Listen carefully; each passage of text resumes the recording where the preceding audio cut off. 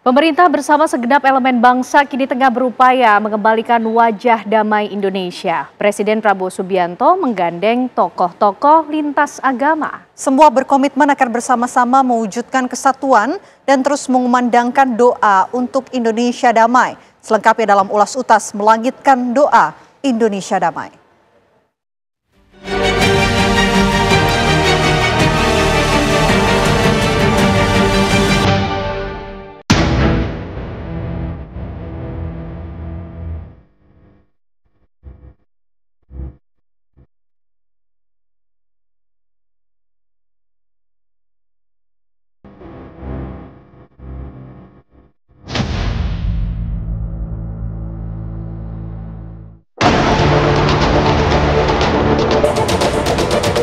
Nyawa-nyawa manusia melayang, korban luka-luka berat berjatuhan.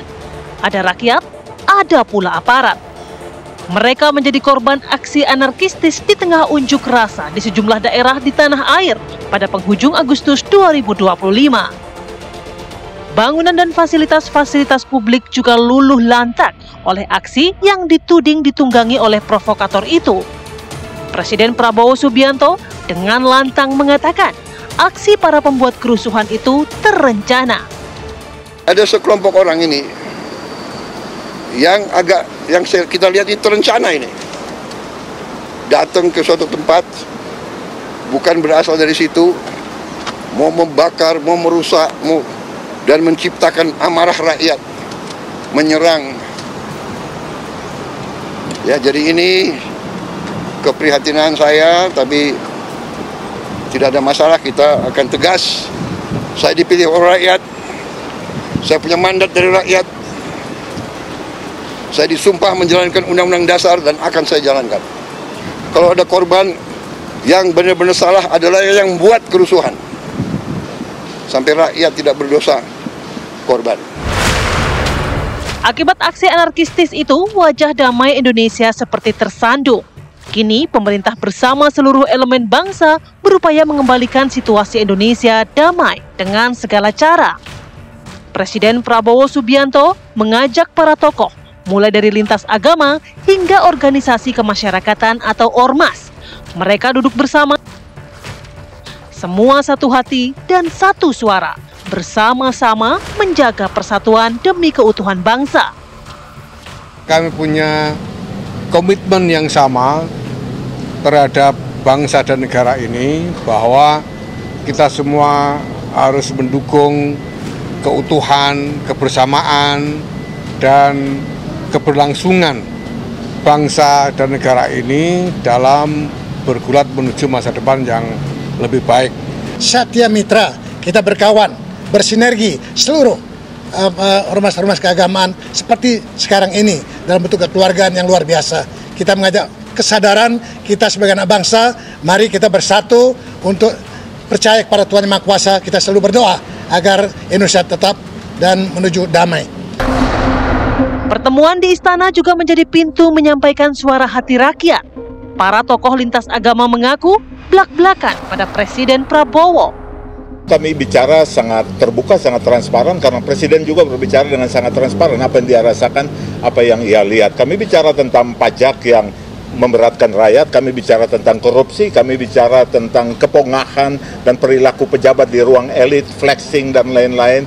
Kami bicara tentang kenaikan tunjangan DPR ya dan lain-lain. Presiden berjanji misalnya untuk undang-undang perampasan aset dia akan sungguh-sungguh mengerjakan dan memperjuangkan itu bersama Dewan. Menyampaikan ada Panca Satya, ada 5 kebenaran. Yang pertama itu Satya Hridaya, dengarkan suara hati dan suara rakyat, itu yang pertama. Kemudian Satya Wacana, saya katakan tadi bahwa jaga mulut, mulutmu harimaumu, lidahmu pedangmu. Jangan pernah kasar, jangan fitnah, jangan juga jahat, dan jangan bohong. Kemudian Satya apa lagi? Adalah Satya Semaya, janji tepati, pagi bilang apa, sore ngomong apa. Satya Laksana, do the best, lakukan yang terbaik. Saya ingin mengingatkan kepada Bapak Presiden juga, karena kami juga sama-sama dari pasukan khusus tadinya. Lambangnya itu pisau komando tajam ke atas, jadi harus berani. Jadi kita harus tajam ke atas, tidak hanya tajam ke bawah. Doa dan harapan rakyat dilambungkan pada pemerintah. Mereka juga akan terus menjaga agar apa yang sudah disampaikan langsung pada Presiden tak menjadi angin lalu. Yang kami harapkan selanjutnya tentu saja adalah bahwa sudah ini gestur pemenuhan keinginan dari rakyat, dari masyarakat itu segera ditunjukkan lebih kuat lagi, sehingga masyarakat juga menjadi lebih tenang. Dan pada saat yang sama, kami semua dari para pemimpin agama bersiaga untuk ikut berkontribusi di dalam membina, di dalam mengarahkan umat kami dan masyarakat pada umumnya untuk bisa lebih tenang, karena sudah jelas bahwa harapan-harapan dan tuntutan-tuntutan sudah didengar dan dipahami, dan memang benar-benar sudah dikerjakan upaya-upaya pemenuhannya secara sistematis dan strategis. Suara para pemuka agama tentu punya andil besar untuk mengembalikan rupa Indonesia damai. Apalagi mereka benar-benar membawa amanat, yaitu harapan para umat. Tokoh-tokoh agama yang sudah diundang oleh Presiden ini punya andil signifikan juga untuk menghimbau anggotanya supaya anarkisme ini tidak meluas. Dan saya lihat sudah mulai ada kesadaran publik, kesadaran warga untuk menjaga lingkungannya masing-masing terhadap provokator-provokator yang berusaha untuk memancing di air keruh. Saya kira kesadaran ini akan semakin meluas ketika pemerintah berupaya keras untuk mendengar apa tuntutan publik, apa tuntutan masyarakat. Presiden Prabowo saya kira punya komitmen yang kuat untuk tetap bersama rakyat sepanjang bisa mengkapitalisasi dukungan rakyat melalui program-program populis yang menyentuh hajat hidup orang banyak. Kami yakin seluruh rakyat Indonesia dapat memanfaatkan demokrasi itu dengan penuh pertanggungjawaban, keadaban, dan mewaspadai tidak terkontaminasi oleh hal-hal yang membawa pada kekerasan dan perbuatan-perbuatan yang meruntuhkan keutuhan dan kesatuan bangsa Indonesia. Mari kita hentikan segala bentuk kekerasan, segala bentuk anarki. Kita sampaikan seluruh pendapat kita, seluruh aspirasi kita dengan santun. Indonesia adalah masyarakat yang berbudaya. Mari, ada salurannya.